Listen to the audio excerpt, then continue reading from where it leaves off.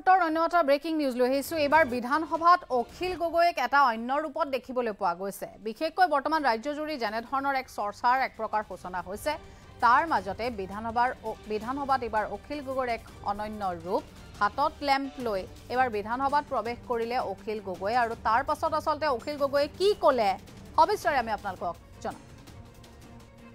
আমি ইতিমধ্যে জনাইছো হাতত স্মাৰ্ট মিটাৰ আৰু লেম্প লৈ বিধানসভাত আহি উপস্থিত হৈছে অখিল গগৈ। স্মাৰ্ট মিটাৰ বন্ধ নকৰিলে ৰাজ্যত হ'ব গণবিদ্ৰোহ। এয়া স্মাৰ্ট মিটাৰ নহয়, স্মাৰ্ট লুণ্ঠন বুলি তেওঁ মন্তব্য কৰিছে। বিজেপি চৰকাৰে অসমৰ জনতাক বিহিছে গণজৰিমনা। হাতত লেম্প, স্মাৰ্ট মিটাৰ লৈ এবাৰ বিধানসভাত অখিল গগৈৰ এই মন্তব্য।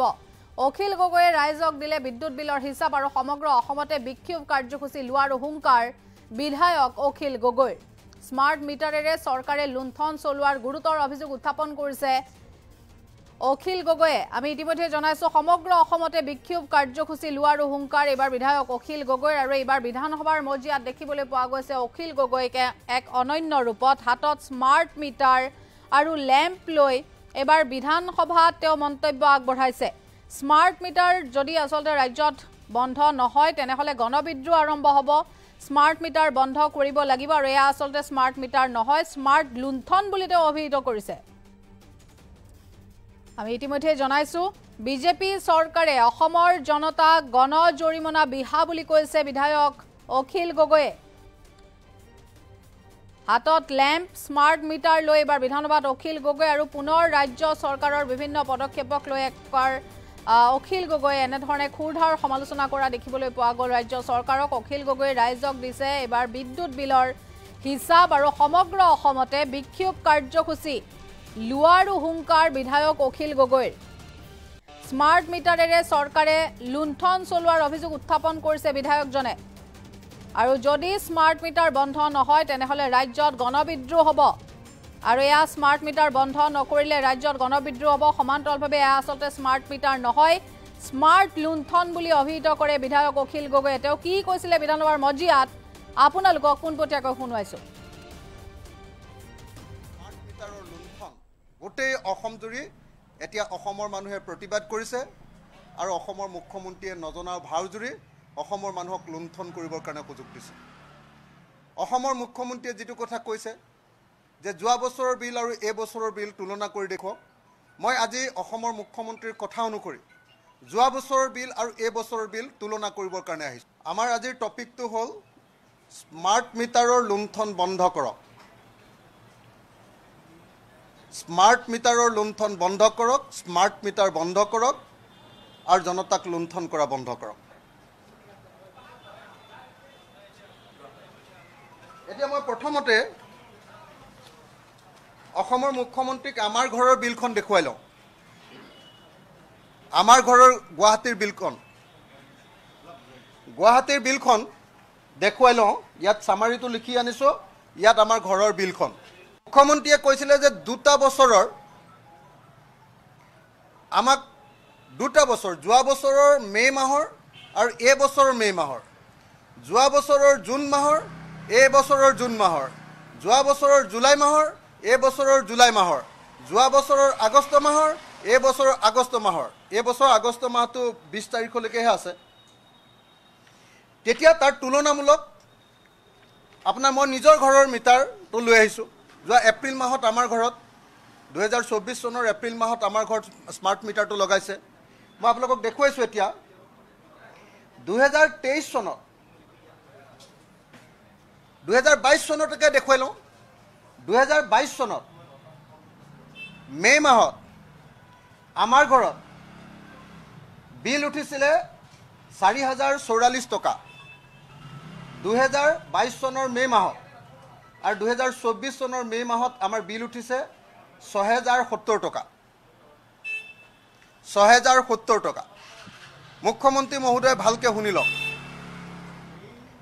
মই একেই মাহৰ মে' মাহৰ তুলনা কৰি আছোঁ। সেই একে মে' মাহত যিমানকেইটা বস্তু আমাৰ ঘৰত আছিলে সিমানকেইটা বস্তু এতিয়াও আছে।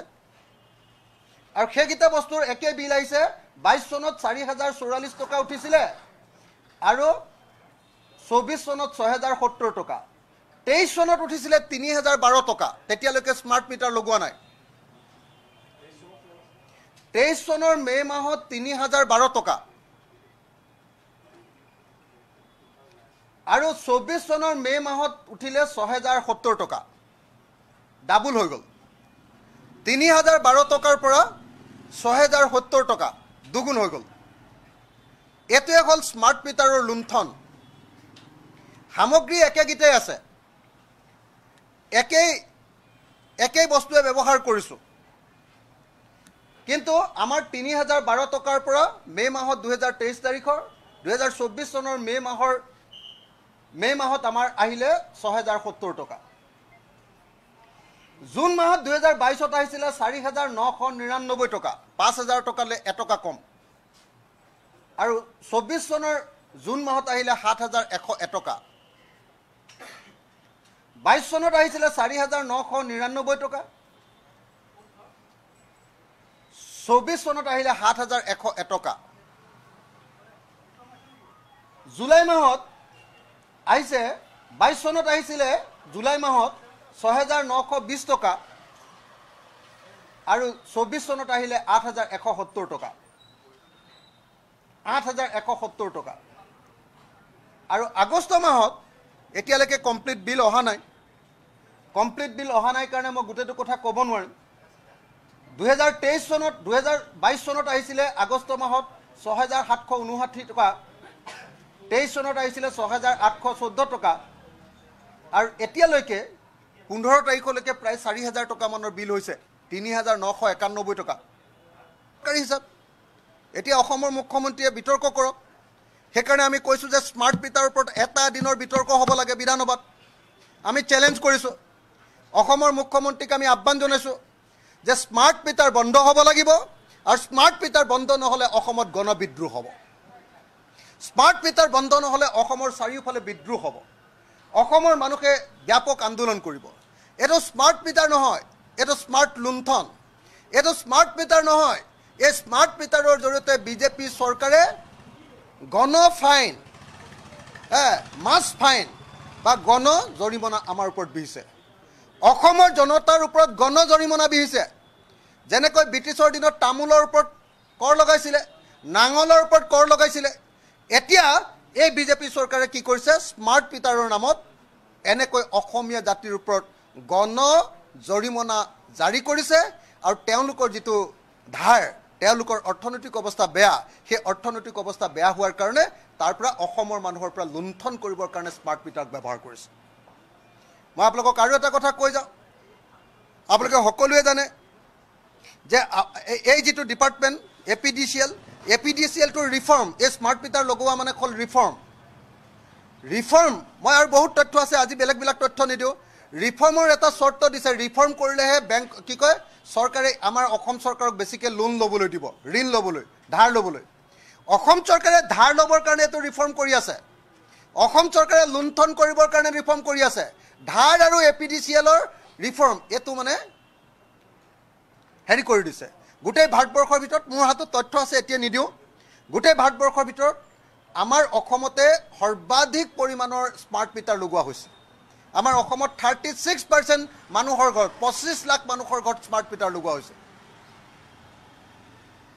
গুজৰাটত নাইয়ে পায় বিহাৰত সেকেন্ড পাৰ্চেন্টেজ হিচাপত অসমতে হাইয়েষ্ট লগাইছে কাৰণ হিমন্ত বিশ্ব শৰ্মাই ভাবিছে যে অসমখন তেওঁৰ বাপেকৰ সম্পত্তি যি মন যায় তাকে কৰিব পাৰিব যেনেকৈ লুণ্ঠন কৰিব খোজে তেনেকৈ লুণ্ঠন কৰিব পাৰিব আগতে মটৰচাইকেলৰ লুণ্ঠন কৰিছিলে আগতে ট্ৰেক্টৰৰ ওপৰত কৰ লগাই জৰিমনা লগাই লুণ্ঠন কৰিছিলে কেইদিনমানৰ আগতে আপোনালোকে সকলোৱে জানে যে বেটাৰী ৰিক্সা ইলেক্ট্ৰনিক ৰিক্সাৰ ওপৰত লুণ্ঠন কৰিছিলে গাড়ী ধৰি লুণ্ঠন কৰিছিলে হেতুক লৈ বেছি হালা হুলস্থুল লগোৱাৰ কাৰণে এতিয়া স্মাৰ্ট মিটাৰ লুণ্ঠন কৰিব কৈছে আমি অসম চৰকাৰক স্মাৰ্ট মিটাৰ বন্ধ কৰিবলৈ দাবী জনাইছোঁ আৰু যদি স্মাৰ্ট মিটাৰ হয় তেতিয়াহ'লে সমগ্ৰ অসমবাসী ৰাইজক ইয়াৰ বিৰুদ্ধে প্ৰতিবাদ সাব্যস্ত কৰিবৰ কাৰণে আহ্বান জনাইছোঁ আৰু অসম বিধানসভাতো আমি স্মাৰ্ট মিটাৰৰ বিৰুদ্ধে ব্যাপক প্ৰতিবাদ গঢ়ি তুলিম বুলি অসমবাসী ৰাইজক আমি প্ৰতিশ্ৰুতি দিছোঁ ধন্যবাদ